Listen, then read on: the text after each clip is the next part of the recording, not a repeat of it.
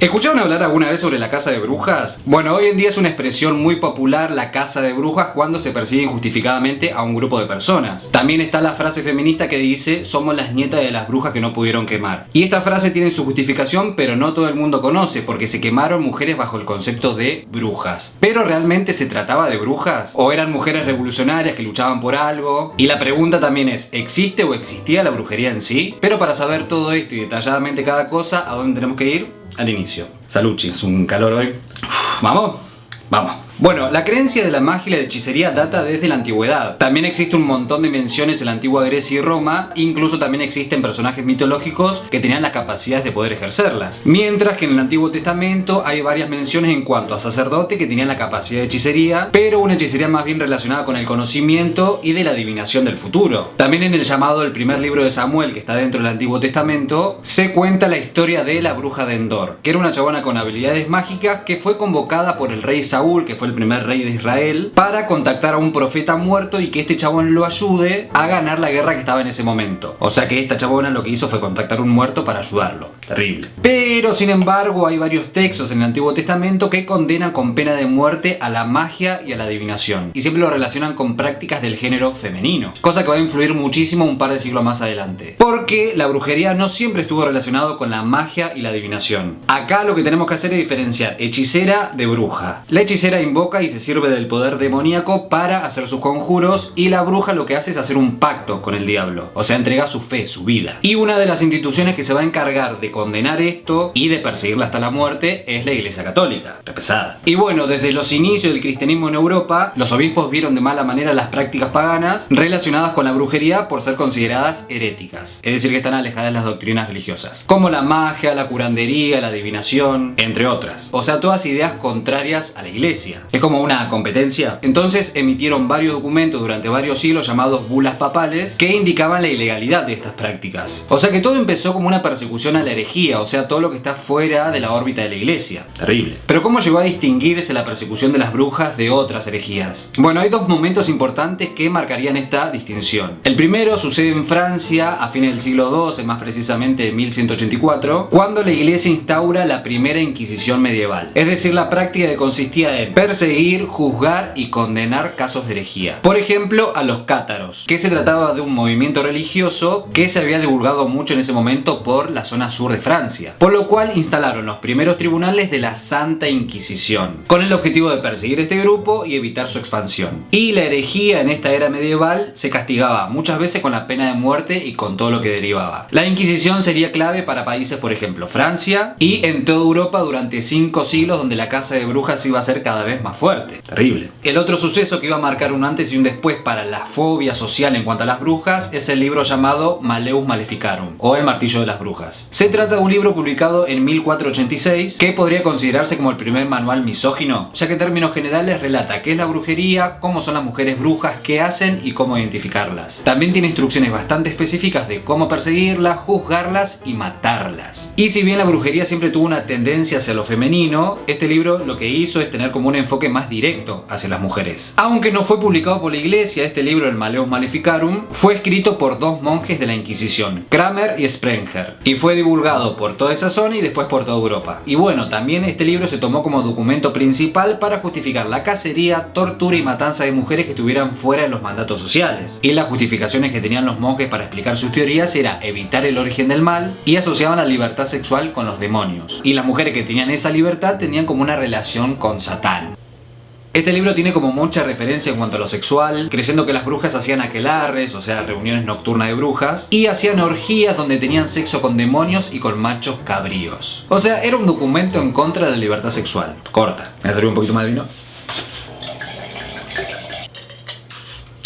Y bueno, entre los métodos que relataba este libro de cómo actuaban las mujeres, por ejemplo, era el arrastre de los hombres. O sea, decían que si una mujer, por ejemplo, se metía con un hombre casado, esto pasaba porque era una bruja y debía morir. Era como una manera de justificar la infidelidad de los hombres. Y otra práctica que se les asociaba era con practicar abortos. Si bien con este libro ya estaba mal visto, imagínense, se puso peor. Incluso con el hecho, vieron que vemos en las películas que vuelan, como por ejemplo en escobas. Bueno, eso está relacionado con lo fálico y con la promiscuidad. Y también hay otros autores que dicen que la escoba se relaciona directamente con que este es un producto 100% femenino.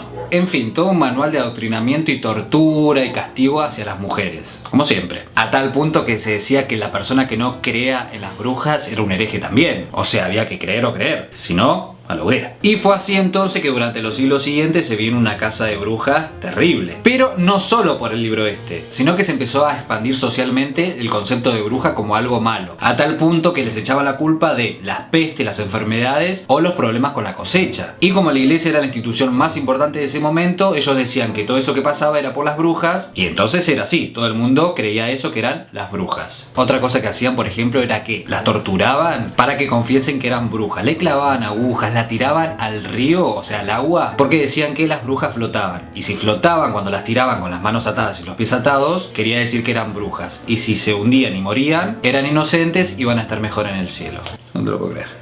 Terrible de lo más terrible. También en ese contexto de persecución se dieron casos que son muy conocidos, que están en la cultura popular y se transformaron en referencia cuando se trata de la casa de brujas, como por ejemplo Juana de Arco. Que este es un caso bastante emblemático porque si bien no fue juzgada por brujería, sí fue por herejía en 1431. Y ahí está la demostración que las excusas religiosas se usaban en la política, porque esta chabona era una combatiente francesa en la guerra de los 100 años entre Francia e Inglaterra, y cuando los ingleses la agarraron, llevaron adelante un juicio con causas bastante raras. Y los clérigos que integraban el tribunal la condenaron a morir en la hoguera por herejía. Una imagen que es bastante conocida en la cultura popular, pero me parece que este es un tema bastante amplio que estaría bueno hacer en otro video. Si quieren que lo hagan, déjenme en los comentarios. Y otro ejemplo bastante claro es el de las brujas de Salem. Acá nos trasladamos a lo que es la América colonial entre los años 1692 y 1693, que se llevaron adelante más de 150 juicios por brujería. Y este es un caso bastante conocido y se trató de una verdadera locura. Bueno, la cosa es que Salem es una pequeña ciudad del estado de Massachusetts, en Estados Unidos, cuando todavía era colonia inglesa. Y esta ciudad tenía como bastante autonomía y los problemas que tenían los resolvían entre ellos. También eran bastante religiosos. Y esto desencadenó que se lleven adelante juicios entre vecinos y las pruebas que presentaban estaban basadas entre rumores entre unos y otros, o sea, chusmeríos. O sea que toda la bronca contenida entre miembros de la comunidad explotó en una intensa persecución de brujería en un año. Se dice que en este periodo la comunidad llegó a sufrir alucinaciones causadas por la creencia de la brujería y apariciones del demonio. Terrible. Y algunos dicen que esto se debió porque se propagaron en los cultivos de trigo propiedades alucinógenas de hongos. O sea que estaban todos re locos, se veían al demonio por todos lados. Y culpa de esta paranoia colectiva se condenaron a 14 mujeres, 5 hombres y 2 perros. Mientras que otros murieron en la cárcel esperando el juicio. Que también este es otro tema bastante extenso que estaría bueno hacer en otro video, comenten. Pero si nos vamos a América es otra cosa similar. En la América colonial los europeos no solo trajeron la matanza, la cultura, las pestes, sino que también la caza de brujas, que fue un gran pretexto para establecer las costumbres europeas como la cristiandad y la monogamia. Entonces las mujeres que practicaban la medicina natural, el politeísmo y el sexo libre fueron catalogadas como brujas y perseguidas hasta que todos y todas queden derechitos como los conquistadores querían. Y lo lograron. Pero con la llegada del pensamiento ilustrado en el siglo XVIII, la idea de que la casa de brujas fue un engaño se divulgó cada vez más y los juicios y acusaciones fueron terminando. Pero a pesar de esto fueron eventos tan importantes que quedaron marcados en la cultura que lo vemos en películas, libros, obras de teatro. Y hoy en día el pensamiento feminista le dio una interpretación bastante interesante a este periodo, usando la frase "somos las nietas de las brujas que no pudieron quemar", en referencia a la resistencia de las mujeres que estuvieron en contra de los mandatos católicos y patriarcales. Por ejemplo, para Silvia Federici, que fue la autora del libro El Calibán y la Bruja, dice que la casa de brujas fue una guerra contra las mujeres, un intento coordinado en denigrarlas, demonizarlas y destruir su poder social. Entre tantos autores y autoras que estudiaron este fenómeno, y es más que evidente que esto lo que hizo fue demonizar a las mujeres que se resistían a lo que en ese momento el poder establecía, y cualquiera que se escapara de esos mandatos podía caer en la persecución. Por lo tanto, las mujeres que luchan por los derechos y la igualdad son herederas de aquellas brujas. Increíble, salud por ellas. Así que nada, así la historia de la casa de brujas y cómo este concepto fue utilizado en contra de las mujeres. Si ustedes tienen alguna historia, alguna leyenda, cualquier cosa de la que quieren que hable, díganme en los comentarios si lo hago. Acuérdense de compartir, de suscribirse a mi canal de YouTube, y creo que con eso estamos. Así que nada, espero que les haya gustado, nos vemos en el próximo video. Salud.